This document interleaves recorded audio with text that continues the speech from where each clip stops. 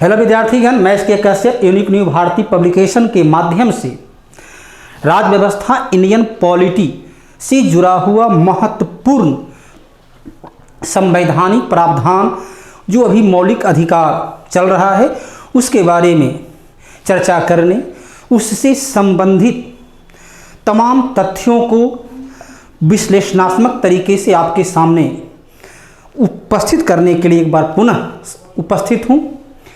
विद्यार्थीगण, पिछले क्लास में आपको मौलिक अधिकार बतला रहे थे और उसके तमाम पॉइंट को आपके सामने रखा। साथ ही आपको एक सूचना ये देना था कि चंद दिनों के बाद जब मौलिक अधिकार का टॉपिक आज या कल समाप्त हो जाएगा तब आपके सामने हम लाइव उपस्थित होंगे। राज्य का नीति निर्देशक तत्व जो अगला टॉपिक है, जो संविधान का भाग 4 है, उसके माध्यम से मैं आपके सामने लाइव रहूँगा ताकि आपका जो भी प्रतिक्रिया है, जो कुछ समस्याएं हैं, जो कुछ कठिनाइयां हैं, उसे आप तत्काल सामने रख सकें और उसका उसी समय समाधान किया जा सके। तो आप लोग अधिक से अधिक संख्या में इसका लाभ उठाएं। और मैंने पहले ही बतलाया कि आपका कमेंट हमारे लिए काफ़ी लाभदायक होता है, या हमारे या कोई भी शिक्षक के लिए लाभदायक होता है, क्योंकि उसके माध्यम से अपने आप को परिमार्जित करने, परिष्कृत करने का एक सबसे सुनहरा मौका मिलता है। कहाँ पर पढ़ाई में क्या कठिनाई रह गई, कौन सा टॉपिक ऐसा था जो अनसुलझा रह गया, या बहुत सारे प्रश्न हो सकता है कि हमसे छूट गया हो, मैंने ना देखा हो। तो वैसे प्रश्न यदि आप किसी भी सेट में, चाहे प्रैक्टिस सेट हो, प्रीवियस ईयर का हो, बनाते हैं और ऐसा प्रश्न आपके सामने आता है जो टॉपिक मैंने पढ़ाया या पढ़ा रहा हूं, तो उससे संबंधित आप तथ्य को, उससे संबंधित प्रश्न को, जिज्ञासा को आप सामने रखेंगे कमेंट के माध्यम से। जब लाइव क्लास चलेगा तो डायरेक्ट, तो उसका यकीनन तौर पर बेहतर से बेहतर समाधान करने का प्रयास करूंगा। आपको ये पूरी तरह विश्वास दिलाता हूं कि जो बतलाया जाएगा वह तथ्यात्मक, विश्लेषणात्मक और समाचीन होगा, वस्तु परक होगा, जो कि परीक्षा के लिए उपयोगी होगा। अनावश्यक कोई भी चर्चा परिचर्चा इस क्लास में नहीं होगी जिससे आपको समय वेस्ट हो। जितना भी समय हो वह सदुपयोग हो। तो पिछले क्लास में जो बतला रहे थे उसी से हम आगे बढ़ते हैं। तो पिछले क्लास में आपको समता का अधिकार, स्वतंत्रता का अधिकार और शोषण के विरुद्ध अधिकार, ये 3 अधिकार की चर्चा कर चुके थे। आज चौथा अधिकार देखना है, धार्मिक स्वतंत्रता का अधिकार। विद्यार्थीगण, धार्मिक स्वतंत्रता का अधिकार ही भारतीय संविधान को धर्मनिरपेक्ष या पंथ निरपेक्ष बनाता है। प्रस्तावना में 42वां संविधान संशोधन के द्वारा 1976 में पंथ निरपेक्ष सेकुलरिज्म शब्द को जोड़ा गया। तो 1976 के पूर्व भी भारत धर्मनिरपेक्ष था और 76 के बाद भी धर्मनिरपेक्ष है। उस शब्द को जोड़ने से कोई भी संवैधानिक प्रावधान में कोई परिवर्तन नहीं आता है। सामान्यतः वो शब्द जो है राजनीतिक कारणों से जोड़ा गया था, उसकी कोई खास औचित्य या खास उपयोगिता नहीं है, क्योंकि स्वतंत्रता का जो, धार्मिक स्वतंत्रता का जो अधिकार है, ये पर्याप्त है सिद्ध करने के लिए कि भारत एक धर्मनिरपेक्ष, पंथ निरपेक्ष राष्ट्र है। जिसमें अनुच्छेद 25 कहता है कि स्वेच्छा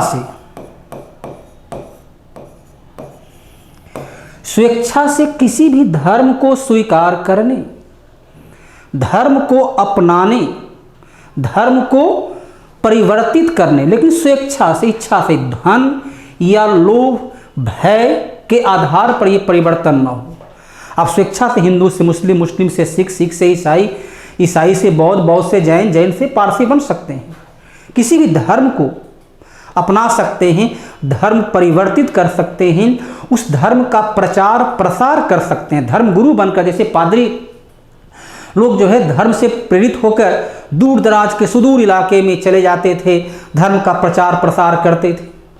तो आप धर्म का प्रचार प्रसार कर सकते हैं, धर्म को स्वेच्छा से अपना सकते हैं, लेकिन बिना लोभ या बिना भय का, बिना दबाव का होना चाहिए। अक्सर हाँ देखते हैं भारत में धर्म परिवर्तन होता है, कुछ तो सामाजिक कारण से होता है, कुछ आर्थिक कारण से होता है, और कुछ कहीं न कहीं लोभ या भय के आधार पर भी होता है। बहुत सारे लोग जो धर्म परिवर्तन करते हैं, न तो पूर्व धर्म और जिसको अपनाए न तो उसके बारे में कोई विशेष जानकारी रखते हैं। तो तात्कालिक परिस्थितियां, सामाजिक आर्थिक परिवेश भी एक माध्यम है, और कहीं न कहीं लोभ या भय भी उसका एक माध्यम है। लेकिन कहता है कि स्वेच्छा से, जैसे A.R. रहमान धर्म परिवर्तन किए तो उसमें कोई न तो कोई लोभ था न कोई भय था, वो उनकी अपनी अंतरात्मा की आवाज़ थी। तो कोई भी नागरिक स्वेच्छा से धर्म परिवर्तन कर सकता है, धर्म प्रचार प्रसार कर सकता है। कई बार प्रश्न पूछता है कि सिख सरदार लोग पगड़ी पहनते हैं, कृपान चाकू के समान, तलवार के समान कृपान रखते हैं, तो वो सुविधा, वो अधिकार उनको अनुच्छेद 25 के आधार पर दिया गया है। क्योंकि जिसकी जैसी धर्म है, अपनी धार्मिक व्यवस्था, धार्मिक पहचान, धार्मिक जीवन को व्यतीत करने के लिए वह स्वतंत्र है।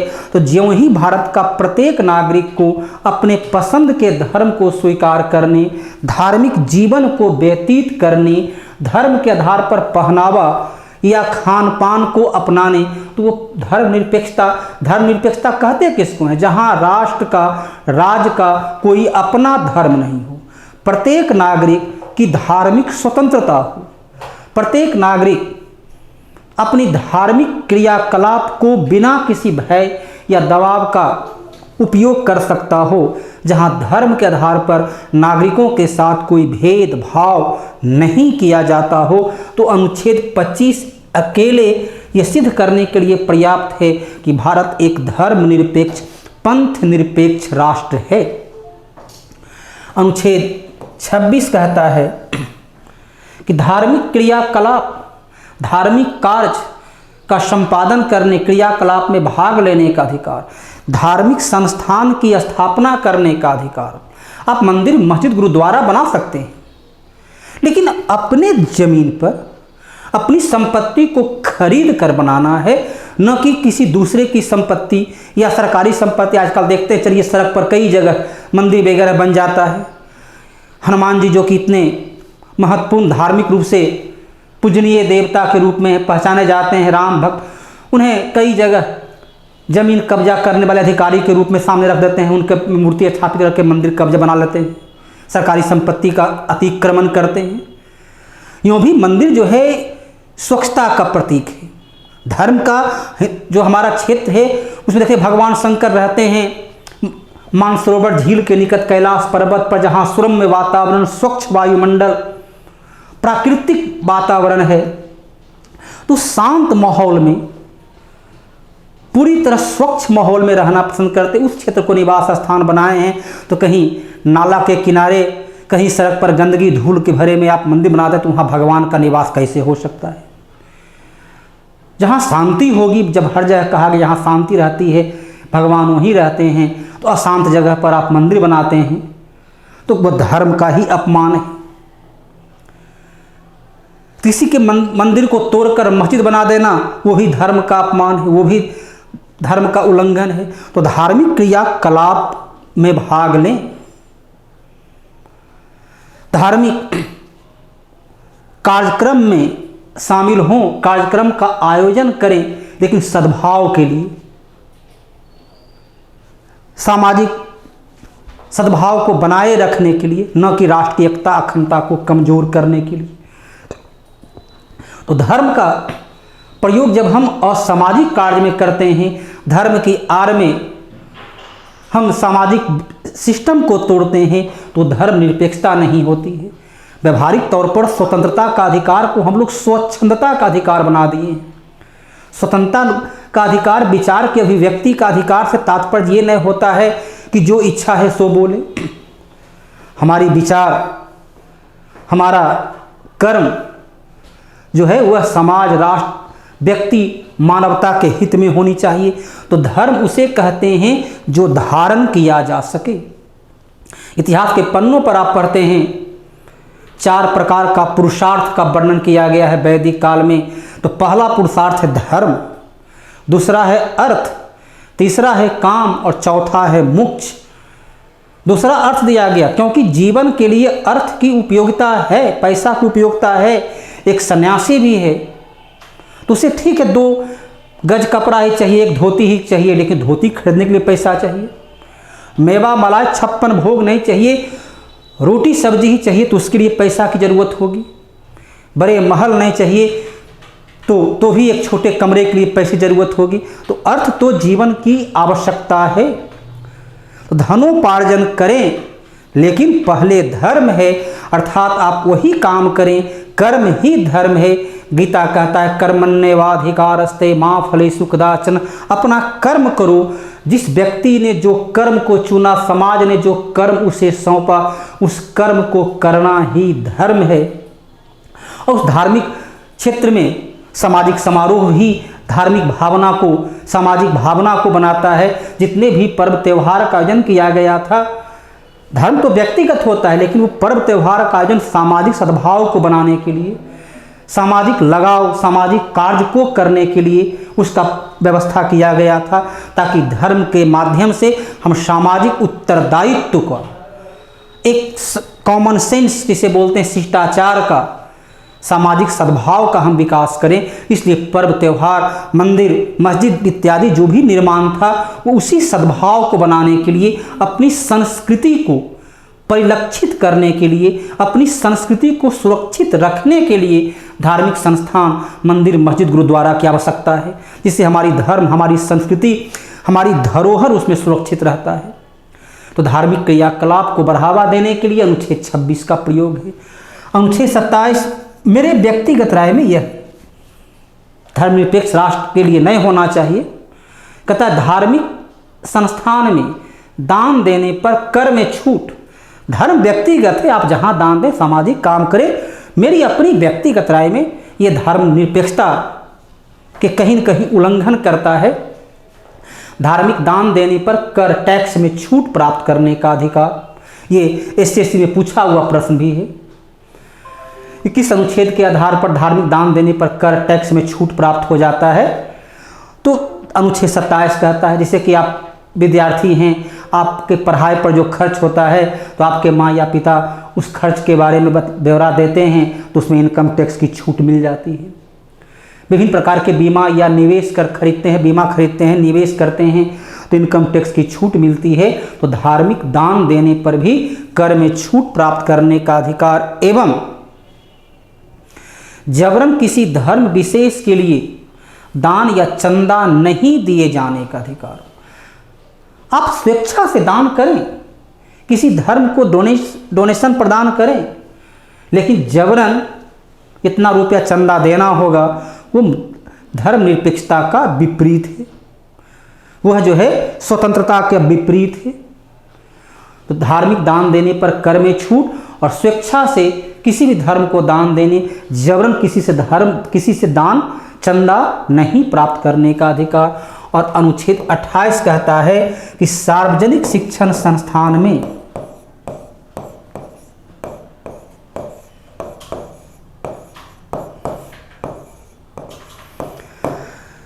वैसा स्कूल, वैसा शिक्षण संस्थान जहां सरकार के द्वारा आर्थिक सहायता दिया जाता हो, सरकार के द्वारा वेतन और अन्य सुविधा प्राप्त होता हो, वैसे शिक्षण संस्थान में किसी धर्म की पढ़ाई नहीं किए जाने का अधिकार। यहाँ पर देखिए कई अल्पसंख्यक शिक्षण संस्थान को मान्यता दी जाती है। पटना में भी पटना वुमेन्स कॉलेज, अलीगढ़ मुस्लिम विश्वविद्यालय, तो ये भी मौलिक अधिकार का उल्लंघन करता है। तो बहुत सारे कानून जो हैं सामाजिक सद्भाव को बनाए रखने के लिए मौलिक अधिकार का उल्लंघन के उद्देश्य से रखा गया। पहले भी बतलाए थे आरक्षण से जुड़ा हुआ विषय पर, CAA की जब चर्चा किए थे तो उसमें भी थोड़ा सा बतलाए थे कि बहुत सारे संविधान में एक दूसरे के विपरीत आता है, लेकिन चूंकि लोकतंत्र की विशेषता होती है, विविधता में एकता ही लोकतंत्र है, तो उस लोकतांत्रिक व्यवस्था के लिए कहीं न कहीं एक दूसरे के विपरीत आचरण का भी विधि का निर्माण करना होता है। तो यहाँ कहता है सार्वजनिक शिक्षण संस्थान में किसी धर्म विशेष की पढ़ाई शिक्षा नहीं दिए जाने का अधिकार। तो ये था आपका अधिकार संख्या 4, स्पष्ट हो गया।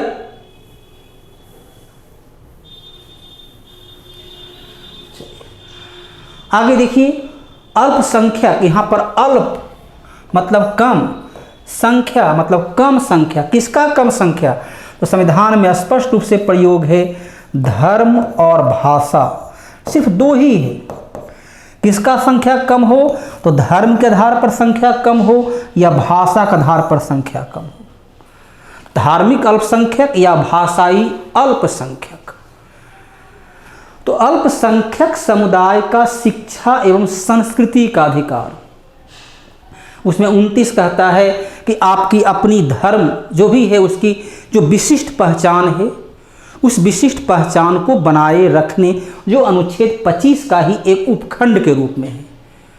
तो अपनी विशिष्ट, अर्थात यहाँ अल्पसंख्यक जो बोला गया, समुदाय का शिक्षा और संस्कृति सिर्फ अल्पसंख्यक के लिए नहीं, मैंने उसमें अल्पसंख्यक स्पष्ट रूप से जोड़ा गया, ताकि ये नहीं हो कि ये बहुसंख्यक है तो अपने धर्म संस्कृति को बढ़ावा दूसरे पर वह अपनी संस्कृति को न थोपे, इसलिए उसका उपखंड के रूप में अनुच्छेद 29 को रखा गया, ताकि अल्पसंख्यक समुदाय के लोग को भी पूरी स्वतंत्रता के साथ अपनी धर्म, अपनी संस्कृति, अपनी पहचान, अपनी खान पान, अपनी भाषा को सुरक्षित रखने, उसको परिमार्जित करने का उसका अधिकार है, उसमें सुधार करने, उसमें परिवर्तन करने का उसका अधिकार होगा।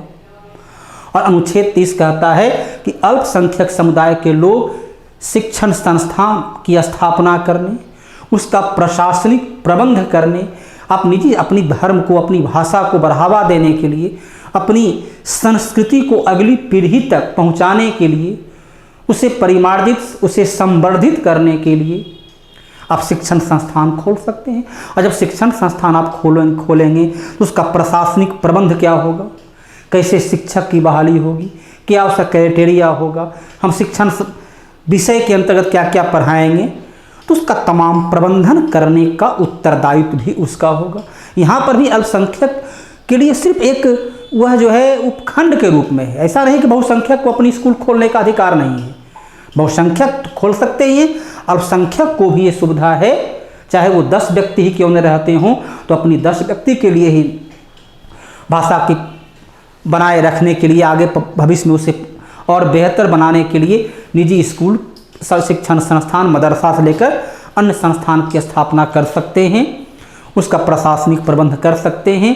तो अनुच्छेद 29 और 30 जो है अनुच्छेद 25 का ही एक प्रकार का उपखंड के रूप में है, ताकि अल्पसंख्यक समुदाय के लिए स्पष्ट रूप से उसमें शब्द का प्रयोग किया गया, ताकि उसमें भी ये संचार का भावना हो कि उसके साथ समानता का व्यवहार किया जाना है, उसे भी अपने धर्म, अपनी संस्कृति को बेहतर बनाने का अवसर उपलब्ध होगा। और अनुच्छेद 31 विद्यार्थीगण था, संपत्ति का अधिकार।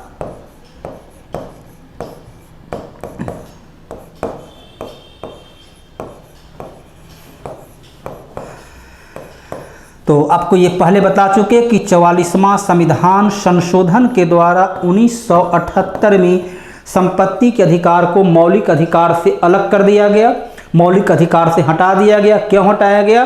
क्योंकि न्यायिक क्षेत्र में इससे पर काफ़ी बोझ आ गया था। तो न्यायालय में बढ़ता हुआ मुकदमा, देश का विकास जब उससे प्रभावित होने लगा, देश के विकास की गति को रोकने के लिए मुकदमेबाजी की जाने लगी, तो उस अवस्था को देखते हुए, वैसी परिस्थिति को ध्यान में रखते हुए संपत्ति के अधिकार को मौलिक अधिकार से अलग कर दिया गया और उसे विधिक अधिकार, लीगली अधिकार, कानूनी अधिकार के रूप में अनुच्छेद 300 क के अंतर्गत रखा गया।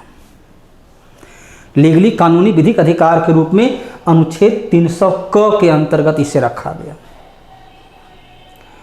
तो ये क्वेश्चन बार बार पूछ चुका है। अनुच्छेद 31 संपत्ति का अधिकार, 44वां संविधान संशोधन 300 क, आप देखेंगे कि बारंबार ये पूछा गया प्रश्न है, एक प्रकार का एक कॉमन प्रश्न बन चुका है। और तो ये अधिकार यहाँ तक था। और ये जो 32 है, तो ये 32 नंबर का अधिकार वाकई मौलिक अधिकार नहीं, बल्कि मौलिक अधिकार के संरक्षण के लिए अनुच्छेद 32 का प्रयोग किया गया है।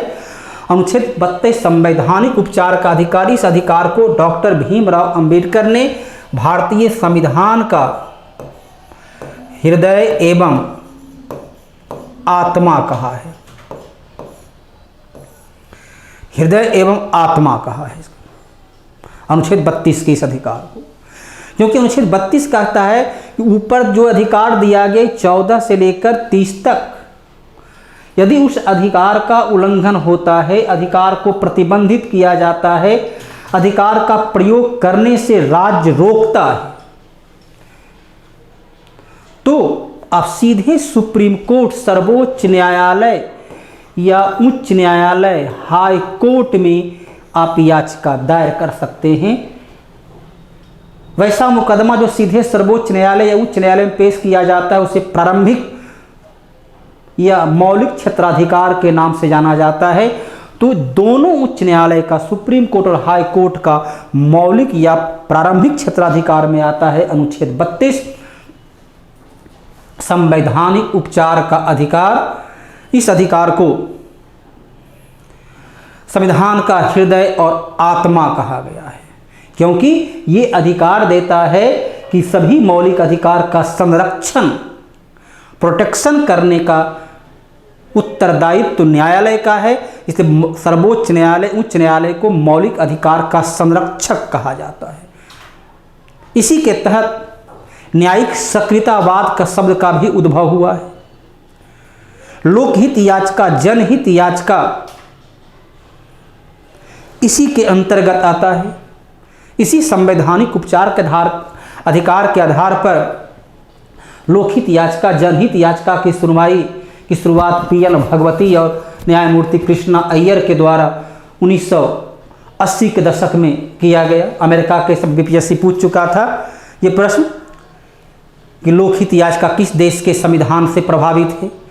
तो ये संविधान में उसके लिए कोई शब्द नहीं है, न्यायिक निर्णय के तहत ये प्रक्रिया भारत में शुरू किया गया और उस प्रक्रिया के जन्मदाता हुए न्यायमूर्ति पीएन भगवती, जो सर्वोच्च न्यायालय के मुख्य न्यायाधीश भी रह चुके हैं। तो अनुच्छेद 32 कहता है कि यदि मौलिक अधिकार का उल्लंघन हुआ, मौलिक अधिकार को प्रतिबंधित किया गया, मौलिक अधिकार को निलंबित किया गया है, तो कोई भी नागरिक सीधे सुप्रीम कोर्ट या हाई कोर्ट में याचिका दायर कर सकता है और मौलिक अधिकार के संरक्षण में न्यायालय 5 प्रकार का रिट, 5 प्रकार का लेख, 5 प्रकार का आदेश जारी कर सकता है। और ये पांचों बारंबार पूछा गया प्रश्न है। यह ग्रुप डी से लेकर यूपीएससी तक में पूछा जाता है।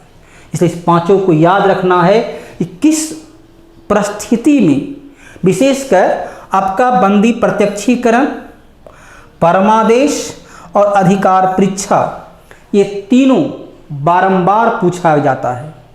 इसलिए तीनों को विशेष तौर पर याद रखना है कि क्यों और किस परिस्थिति में न्यायालय यह रिट जारी करता है, यह आदेश देता है। तो ये तीनों जो है वस्तुतः मौलिक अधिकार के प्रत्यक्षतः संरक्षण के लिए है, जबकि ये जो 2 बच गया शेष, ये मौलिक अधिकार के लिए अप्रत्यक्ष तौर पर ही वो न्यायिक प्रक्रिया का भाग है। वास्तव में मौलिक अधिकार के संरक्षण को इसी 3 रिट के माध्यम से न्यायालय संरक्षण प्रदान करता है। सबसे पहले देखिए यहाँ पर जो लिखा हुआ है बंदी प्रत्यक्षीकरण। प्रत्यक्ष बंदी मतलब गिरफ्तार, प्रत्यक्ष मतलब डायरेक्ट सामने उपस्थित, प्रत्यक्षीकरण सामने उपस्थित करना। तो अनुच्छेद 22 के आधार पर, तो अनुच्छेद 22 क्या कहता है कि गिरफ्तार किए जाने पर व्यक्ति को 24 घंटा के अंदर न्यायालय में उपस्थित किए जाने का अधिकार। किसी भी बंदी बनाए गए व्यक्ति को न्यायालय 24 घंटा से अधिक अपने कस्टडी में नहीं रख सकता है। 24 घंटा के अंदर उसे न्यायालय में उपस्थित करना होगा। हाँ, आने जाने का जो सड़क का समय है, सड़क जाम है तो वहाँ लेट हो सकती है, तो आवागमन का जो समय है उसको छोड़कर 24 घंटा से के पहले उसे न्यायालय में उपस्थित करना है।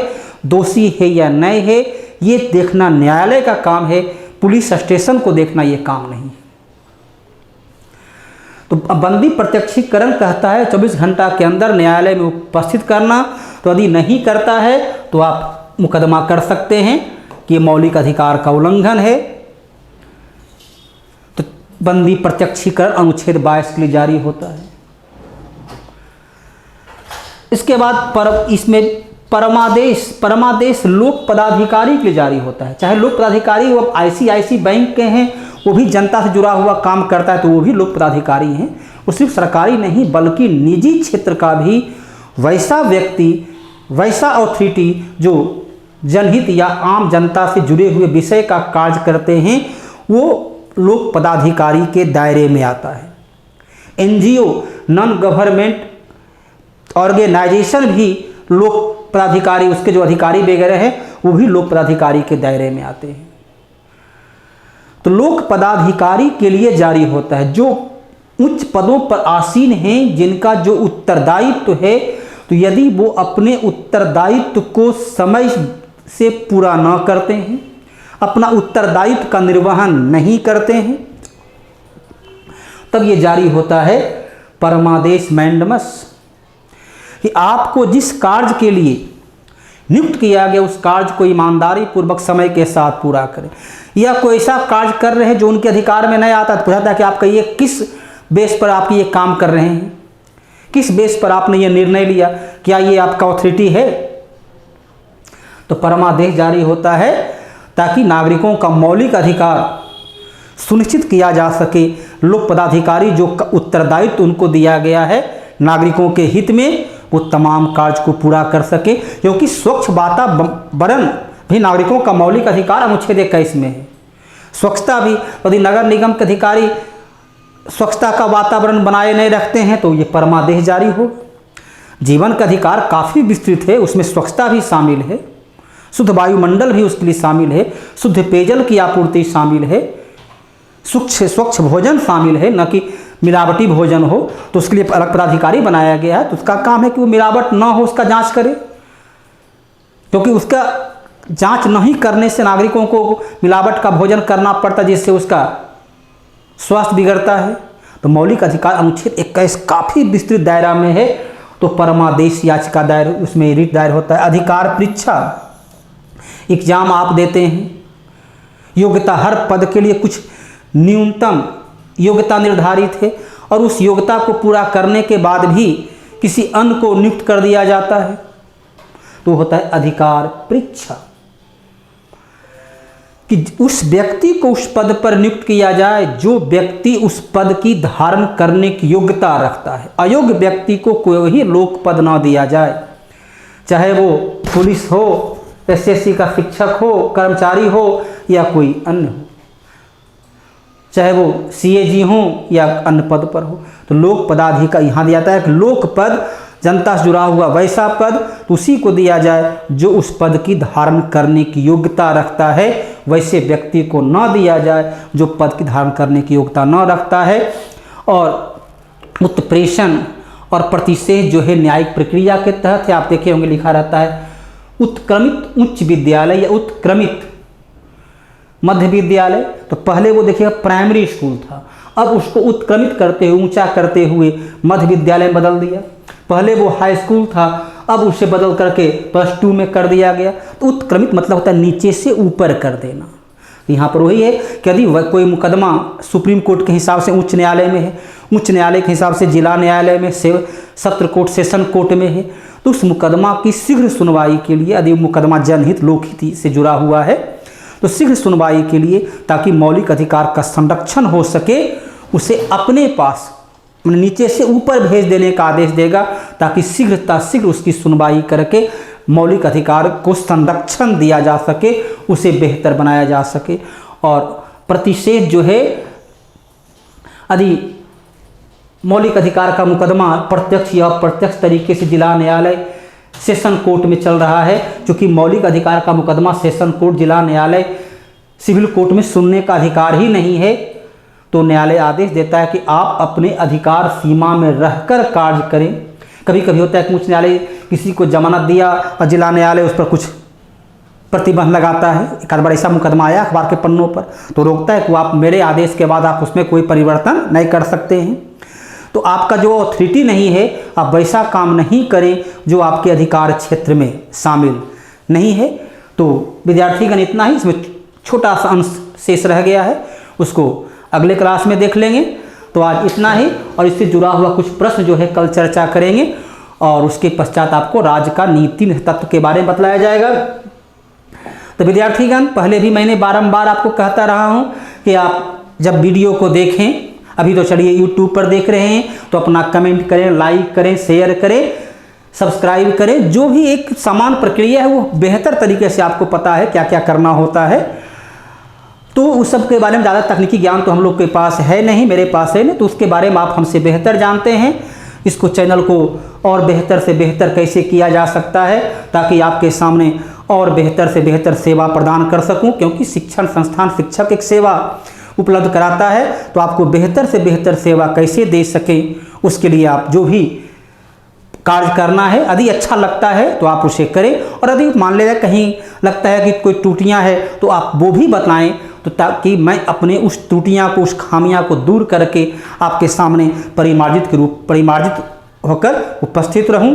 धन्यवाद।